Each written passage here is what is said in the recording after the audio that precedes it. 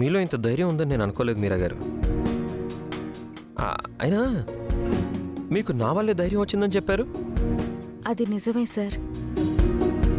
మీతో నాకున్న ఈ కొద్దిపాటి పరిచయంలో మీరేంటో నాకు పూర్తిగా తెలిసింది.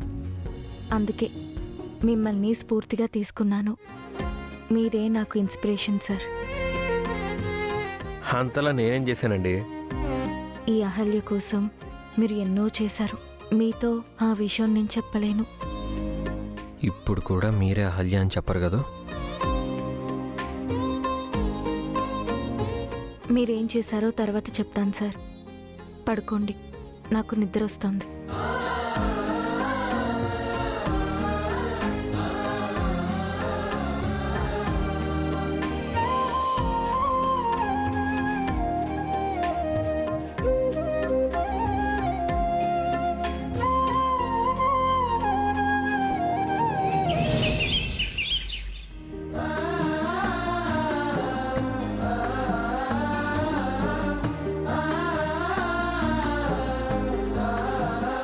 ఇక మేము బయలుదేరుతామమ్మా.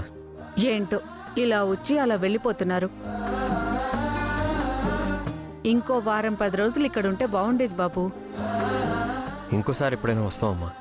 ఇప్పుడు కాస్త ముఖ్యమైన పని మీద వెళ్తున్నాం. అందుకేరా నిన్ను వెళ్ళనిస్తున్నావు.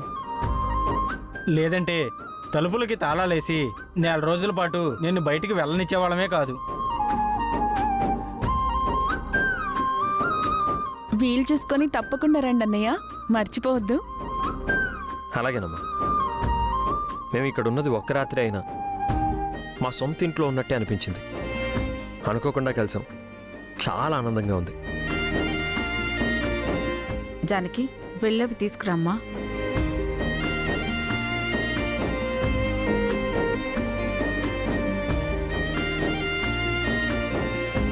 వదినా, నీకు అన్నయ్యకి కొత్త బట్టలు తాంబూలం.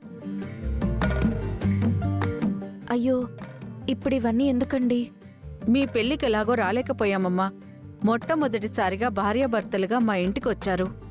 పసుపు కుంకుమ పెట్టి పంపించడం ఆనవాయితీ.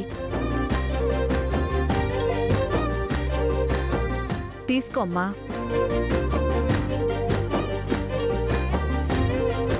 తీసుకో.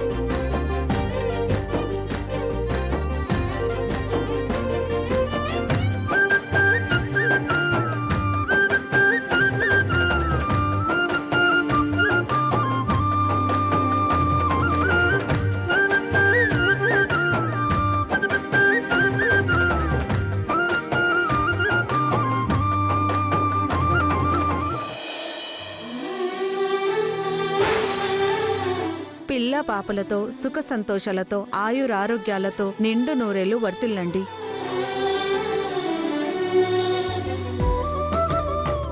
థ్యాంక్స్ అమ్మా.